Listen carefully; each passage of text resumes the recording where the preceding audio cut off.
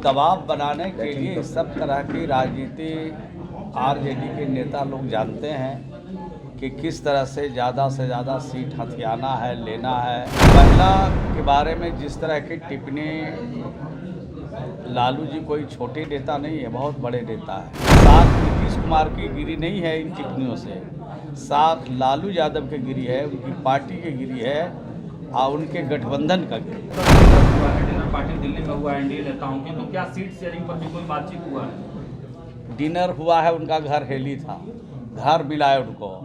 आपका घर मिलता है तो कैसे घर हेली करते हैं? सब पत्रकार को बुलाते हैं, तो वो घर हेली किए नेताजी, तो सब नेता को बोला है। लालू प्रसाद के बयान से पूरे बिहार में जो है हड़कंप मच गया है। वैसे में उसी कड़ी में इस तरीके से श्रवण कुमार बिहार सरकार के मंत्री तीखा वार करते हुए नजर आ रहे हैं। माफ़ीनामा मांग रहे हैं कि माफ़ी मांगे लालू प्रसाद यादव, वरना बिहार की जनता तो जिस तरह से उन्हें लोकसभा में और वहीं बिहार के उपचुनाव में भी जो रंग दिखाया है ये बखूबी पता है। और वहीं कांग्रेस में जो ममता बनर्जी को लेकर लालू प्रसाद यादव ने सीधे तौर पे कह दिया कि ममता बनर्जी जो है वो लीड करेगी, जिसको लेकर भी उन्होंने वार किया है। और जिस तरीके से देखना होगा कि आगे क्या कुछ होता है, पहले उनकी बातों को सुनिए। देखिए, इंडिया जो गठबंधन है उसमें शाह मात का खेल है। अब बिहार में चुनाव होने वाला है, एक मिनट, तो दबाव बनाने के लिए इस सब तरह की राजनीति आरजेडी के नेता लोग जानते हैं कि किस तरह से ज़्यादा सीट हथियाना है, लेना है, कहाँ पर किसका कमज़ोर नस है उसको दबाना है।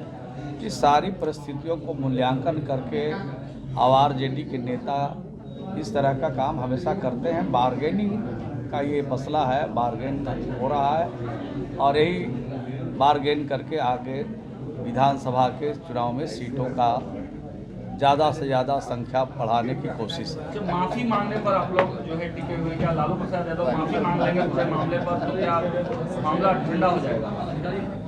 देखिए, महिला के बारे में जिस तरह की टिप्पणी, लालू जी कोई छोटे नेता नहीं है, बहुत बड़े नेता है। उनकी जबान से इस तरह की ओछी और छोटी टिप्पणी, अमर्यादित टिप्पणी आधी आबादी के लिए कर रहे हैं, इसका खामियाजा उनको भुगतना पड़ेगा। और सिर्फ बिहार के महिलाएं अपमानित नहीं हुई है, देश की महिलाएं अपमानित हुई है और इसका खामियाजा आगे आने वाले दिनों में उनको मिलेगा।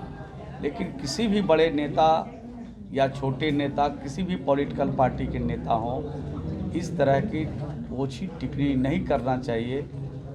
मैं छोटा आदमी होने के नाते उनको सलाह कर बता रहा हूँ, साख नीतीश कुमार की गिरी नहीं है इन टिप्पणियों से, साख लालू यादव की गिरी है, उनकी पार्टी की गिरी है और उनके गठबंधन का गिरी। तेजस्वी यादव ट्वीट किए हैं और फिर से यात्रा पर सवाल उठा रहे हैं, तो हमारे यात्रा पर उनको सवाल उठाने का क्या उचित है? हम काम कर रहे हैं बिहार में 19 साल से, और 19 साल से जो हमने काम किया है उसका मूल्यांकन करते हैं, जिला में समीक्षा करते हैं।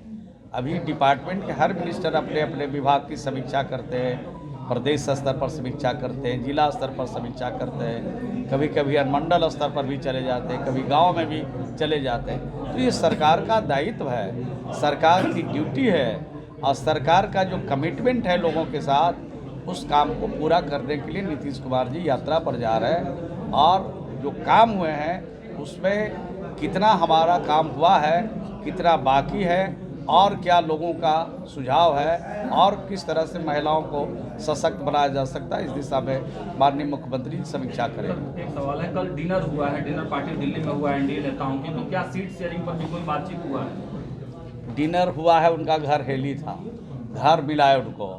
आपका घर मिलता है तो कैसे घर हेली करते हैं? सब पत्रकार को बुलाते हैं, तो वो घर हेली किए नेताजी, तो सब नेता को बोला है और लोकसभा के ही मेंबर को बुलाया, पटना से थोड़े लोगों को बुलाया है जो दिल्ली में अवेलेबल थे।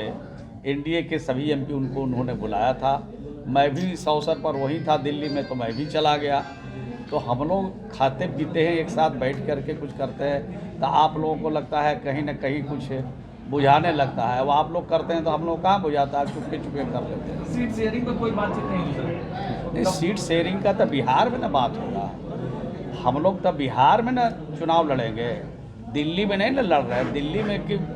दिल्ली में जब चुनाव हो रहा है उसके लिए अलग बातचीत होगी, बिहार में होगा अलग बातचीत होगी, और सब चीज़ की जानकारी आपको समय पर दिया जाएगा और समय पर देकर उसको प्रचारित और प्रसारित। सर लालू जी कह रहे हैं कि जीविका से एक अंतिम सवाल है, जीविका में जो संख्या बताई गई है समूहों की 10.5 लाख के करीब, लेकिन लोकोस पोर्टल जो है, जो पोर्टल पर अपलोड करना है डेटा को, उसमें 7 लाख से डेटा बढ़ नहीं रहा है।